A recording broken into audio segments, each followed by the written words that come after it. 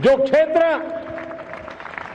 कभी red corridor के रूप में जाने जाते थे, वो आज विकास के ग्रीन कॉरिडोर बन रहे हैं। साथियों, हमारे लिए गर्व की बात है, भारत के नक्शे में जिन क्षेत्रों को लहूलुहान कर दिया गया था, लाल रंग से रंग दिया गया था, हमने वहां संविधान, कानून और विकास का तिरंगा फहरा दिया है। मेरे प्यारे देशवासियों,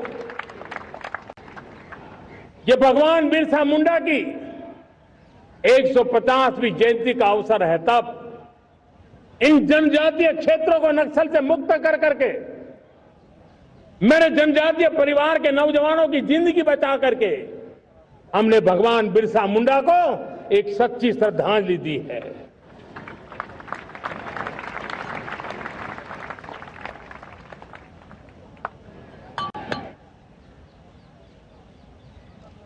मेरे प्यारे देशवासियों, मैं आज देश के सामने एक चिंता, एक चुनौती के संबंध में आगाह करना चाहता हूं। षड्यंत्र के तहत, सोची समझी साजिश के तहत देश की डेमोग्राफी को बदला जा रहा है। एक नए संकट के बीज बोए जा रहे हैं और ये घुसपैठिए मेरे देश के नौजवानों की रोजी रोटी छीन रहे हैं। एक घुसपैठिए मेरे देश की बहन बेटियों को निशाना बना रहे हैं। ये बर्दाश्त नहीं होगा। ये घुसपैठिए भोले भाले आदिवासियों को भ्रमित करके उनकी जमीनों पर कब्जा कर रहे हैं। ये देश सहन नहीं करेगा। और इसलिए मेरे प्यारे देशवासियों, जब डेमोग्राफी परिवर्तन होता है, सीमावर्ती क्षेत्रों में डेमोग्राफी में परिवर्तन होता है, तब राष्ट्रीय सुरक्षा के लिए संकट पैदा होता है। देश की एकता, अखंडता और प्रगति के लिए ये संकट पैदा, सामाजिक तनाव के बीज बो देता है। और कोई देश अपना देश घुसपैठियों के हवाले नहीं कर सकता है। दुनिया का कोई देश नहीं कर सकता है, तो हम भारत को कैसे कर सकते हैं? हमारे पूर्वजों ने त्याग और बलिदान से आजादी पाई है, हमें स्वतंत्र भारत दिया है। उन महापुरुषों के प्रति हमारा कर्तव्य है कि हम हमारे देश में ऐसी हरकतों को स्वीकार न करें। उनकी सच्ची श्रद्धांजलि होगी। और इसलिए मैं आज लाल किले की प्राचीर से कहना चाहता हूं, हमने एक हाई पावर्ड डेमोग्राफी मिशन शुरू करने का निर्णय किया है। ये मिशन, इस मिशन के द्वारा ये जो भीषण संकट नजर आ रहा है, भारत पे मंडरा रहा है जो संकट है, उसको निपटाने के लिए तय समय में सुविचारित, सुनिश्चित रूप से अपने कार्य को करेगा। उस दिशा में हम आगे बढ़ रहे हैं। मेरे प्यारे देशवासियों, कल जन्माष्टमी का पावन पर्व है। भगवान श्री कृष्ण का जन्मोत्सव देश में मनाया जाता है।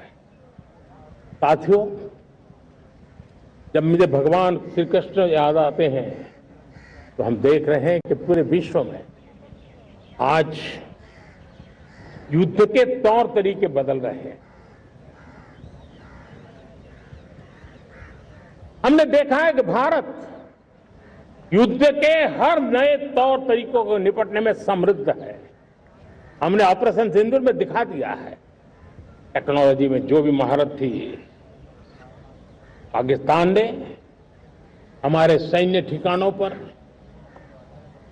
हमारे एयरबेस पर, हमारे संवेदनशील स्थलों पर, हमारे आस्था के केंद्रों पर, हमारे नागरिकों पर मिसाइल्स, ड्रोन अनगिनत मात्रा में उन्होंने वार किया।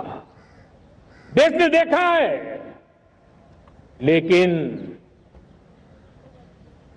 देश को सुरक्षित रखने के जो प्रयास पिछले 10 साल में हुए हैं, उस ताकत का परिणाम था कि उनके हर हमले को हमारे जाबाजों ने और हमारी टेक्नोलॉजी ने तिनके की तरह बिखेर दी।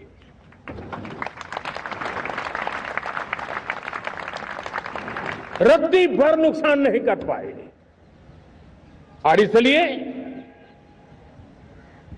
जब युद्ध के मैदान में टेक्नोलॉजी का विस्तार हो रहा है, टेक्नोलॉजी हावी हो रही है, तब राष्ट्र की रक्षा के लिए, देश के नागरिकों की सुरक्षा के लिए हमें भी, हमने जो आज महारत पाई है वो महारत का और विस्तार करने की जरूरत है।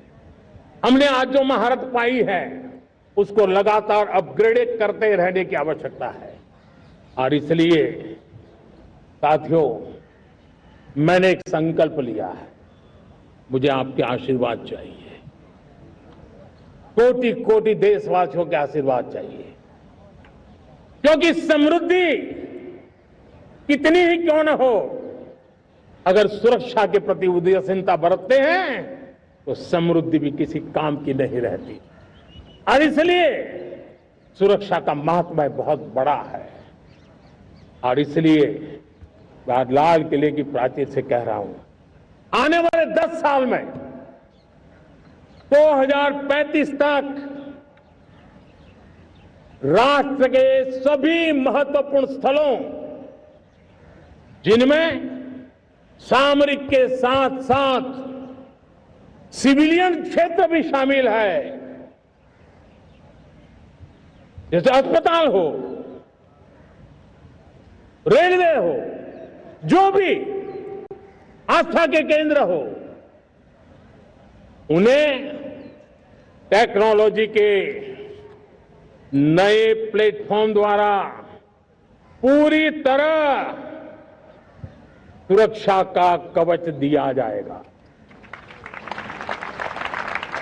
ये सुरक्षा का कवच लगातार विस्तार होता जाए, देश का हर नागरिक सुरक्षित महसूस करे, किसी भी प्रकार की टेक्नोलॉजी हम पर वार करने आ जाए, हमारी टेक्नोलॉजी उससे बेहतर सिद्ध हो। और इसलिए आने वाले 10 साल 2035 तक मैं ये राष्ट्रीय सुरक्षा कवच का विस्तार करना चाहता हूं, मजबूती देना चाहता हूं, आधुनिक बनाना चाहता हूं। और इसलिए भगवान श्री कृष्ण से प्रेरणा पाकर के हमने श्री कृष्ण का जो सुदर्शन चक्र था, उस सुदर्शन चक्र की राह को चुना है। आप में से बहुत लोगों को याद होगा, जब महाभारत की लड़ाई चल रही थी, श्री कृष्ण ने अपने सुदर्शन चक्र से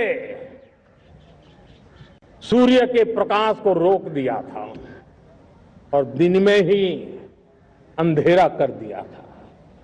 सूर्य प्रकाश को सुदर्शन चक्र से रोक दिया था। और तब अर्जुन ने जो शपथ ली थी जयद्रथ का वध करने की, उस प्रतिज्ञा को अर्जुन पूर्ण कर पाए थे। वो सुदर्शन चक्र के पराक्रम और रणनीति का परिणाम था। अब देश सुदर्शन चक्र मिशन लॉन्च करेगा।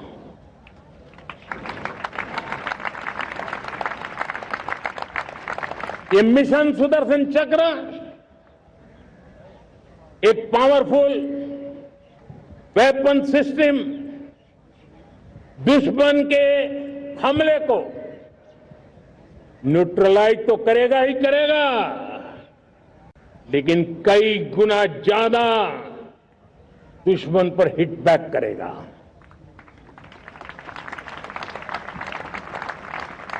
हमने भारत के इस मिशन सुदर्शन चक्र के लिए कुछ मूलभूत बातें भी तय की है। आने वाले 10 सालों में हम उसको प्रखरता से आगे बढ़ाना चाहते हैं।